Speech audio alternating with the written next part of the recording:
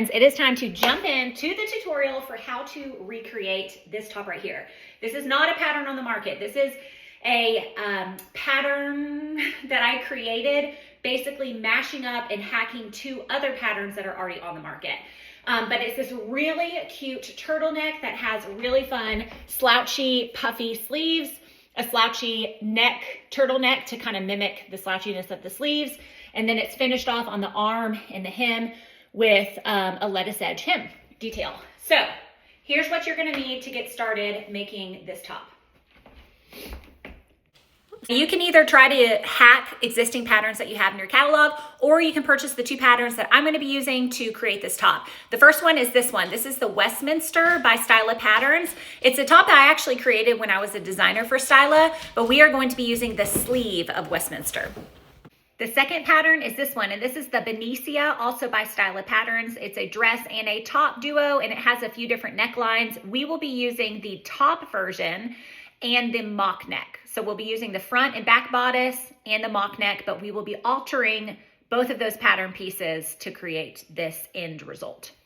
For watching this in real time, you can actually get both patterns on sale because they are on Black Friday sale for under $11.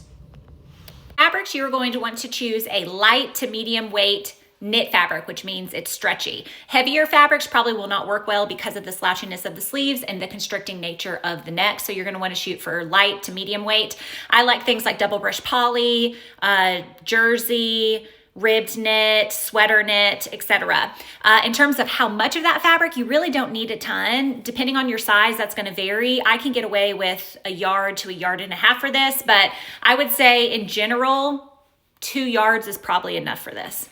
Tutorial, I will be using this fabric, which is a crushed velvet in this beautiful winter jewel color. One thing to note before we get started is that I am a projector sewer, meaning I use a projector to project down my pattern pieces onto the table to cut. So if you use paper pattern pieces, it's going to be the exact same pattern edits that you're gonna make and the same patterns you're gonna be using. It's just gonna look different because I'm gonna have digital pattern pieces and you're gonna have physical pattern pieces. First pattern piece we will start with comes from the Westminster. If you open up the file, you're going to see that there are two different sleeve pattern pieces. There's the one where it's connected with these lines going down the center, and then there's a different pattern piece where it's split. You want to use this one where it's connected together, and you want to choose this highest cap right here, okay? So you're basically going to cut out your pattern piece using this high cap all the way around, and you don't need to reference these lines or this line here. Just cut the tall version. You'll cut 2 of them as a mirror image set. It will end up looking just like this.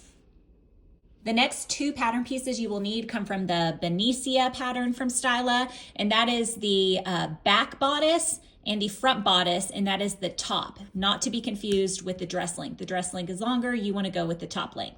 Now, if you are someone who likes to cut your shirt shorter, like I do to hit right around the waist, you're gonna wanna measure down from this length and shorten line about, 4 inches or so and cut off there. You can always shorten it more later. If you're someone who wants the top to go all the way down to the normal length, just cut it down to this here. So for the back, no modifications, just cut all the way around or shorten it if you would like, and you'll cut it on the fold, cut 1 pattern piece.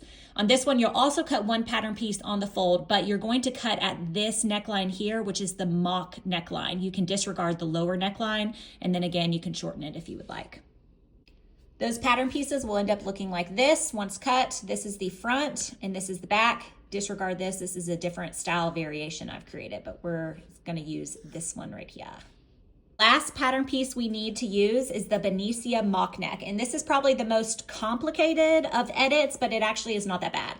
So you take the Benicia mock neck, okay, and you're gonna keep this same distance here. That does not change. What we are gonna be editing is the height, okay? So if you were to copy this and paste it into the finished size, this is how much difference we have. It's 4 times the original height, okay? So what you would do is you would measure the original Benicia mock neck height, and then you would times that by 4, and that becomes the new height of the pattern piece. So again, this distance stays the same, but the height is 4 times the original. For this pattern, we're going to be using 3/8 seam allowance basically everywhere except for the hemline of the sleeves and the top. Wherever you're doing the lettuce edge hem, we will not be cutting off any seam allowance. So everywhere else has 3/8 seam allowance and here has none.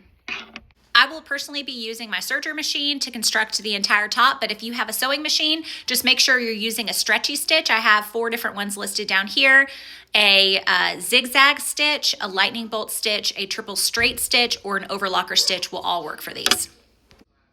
The first thing we're going to do is we are going to construct the bodice. So you're going to take the front and the back and you're going to put them right sides together, the right side being the side that's going to be on the outside. You're going to line them up at the shoulders and the sides, and you're going to pin all the way down the shoulders and the sides, and you're going to take that to your machine and sew at a 3/8 inch seam allowance. I prefer to use clips instead of pins. I buy these off Amazon. It comes in a little tub like this. I have it linked to my Amazon storefront if you need it. I find these to be a lot easier to use than pins, especially with knit fabric.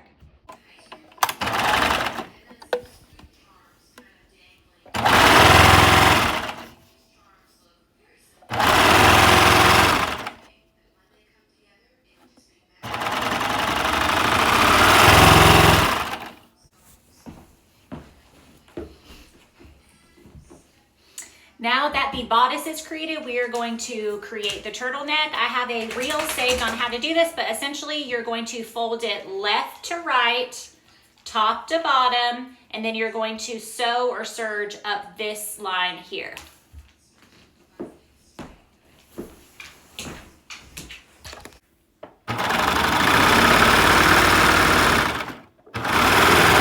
When you sew it that way, then you can simply turn it right sides out. And it's basically already created, the cuff, see? It's all, everything's enclosed here in that seam line that you just created. So now the turtleneck is ready to be installed. Oh, it's gonna be so pretty. Now we are going to quarter off the turtleneck, meaning we're gonna find the 4 points of the turtleneck. So you're gonna start by pinning the seam line point where you just serged it together. And then you're going to find the other side of that point here. Then you will pull those together at the neckline opening, see? And you'll find the other points and you'll clip those. And then this way we'll be able to transfer this to the neckline opening on the bodice when we do the same thing on the bodice. That way it gets installed evenly throughout the entire neckline. You don't have like weird pulling or bunching in certain spots. That the neckline is quartered off, you do the exact same thing with the bodice. So you're gonna find the center back point by folding it in half. So there's a fold here, and you're gonna clip that center back point. You're also gonna clip that center front point. Okay, and then you're gonna pull these together just like we did, and you're going to find the center side points, which for me tends to be right past the actual seam line for the shoulder. See, so now we have it all clipped together, and we're going to attach these by lining up the same point. So on the back bodice, you're gonna find the seam line clip, which is here, and you're going to put them together and then clip them together, and you're gonna do the same thing with all the other ones, the fronts and the side points. As you can see, the turtleneck is now inside of the bodice and it's clipped around the top. But one thing you'll notice is that the turtleneck opening is smaller than the actual neckline opening of the bodice. So when you are attaching this, you're gonna wanna slightly stretch the turtleneck opening to align with the bodice opening. Now you're gonna take this to your serger or your sewing machine. You're gonna sew at 3/8 inch seam allowance around the neck opening. If you are finding that the 2 layers of the neckline are not staying together because you're using a slinkier fabric, you can totally go and baste them together like I've done here, and that'll make it a little bit less hard to install it. When you flip it right sides out, you'll see that the turtleneck is now installed. So now we move on to installing the sleeves, and then the only last step is to hem everything up with the lettuce edge hem. Before we fold these sleeves right sides together and sew down that long side, the first thing we need to do is gather the sleeve cap. So this cap is very high, and that's because what we're gonna do is we're gonna gather from about this point here, all of this so that it shrinks down and creates the poofiness up at the top of the sleeve. So I think there are points on the Westminster pattern that you can reference, but if not, just go up, I don't know, 3.5 inches or so from the side, and you're gonna wanna gather this. You can use a gathering stitch or you can use a gathering foot or ruffle foot in order to create the gathers here.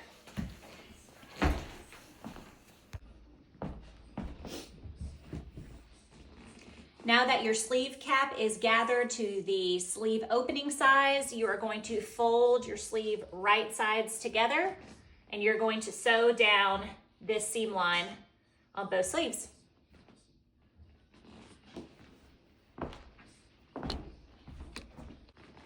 Your sleeves are now ready to install. So what you'll want to do is have the sleeves right sides out and the bodice wrong sides out. And you're going to line up these seam lines by flipping the sleeve the opposite way, so the seam line's on this outside, and you'll stick it through the bodice opening here so that the seam line of the sleeve aligns with the seam line of the side.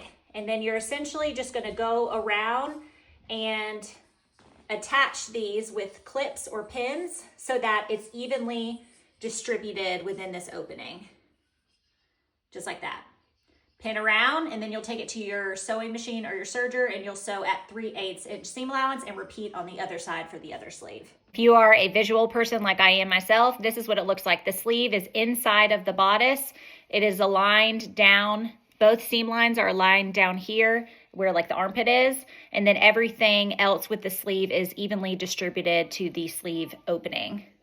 Now you just serge around. Guys, your shirt is almost done. The only thing left to do is basically to hem up the bottom. If you do not like a lettuce edge hem, you can totally just hem it up normally. If you like a lettuce edge hem, I'm going to post on the next slide the tutorial that I created on how to complete a lettuce edge hem, and you can use that to finish these off.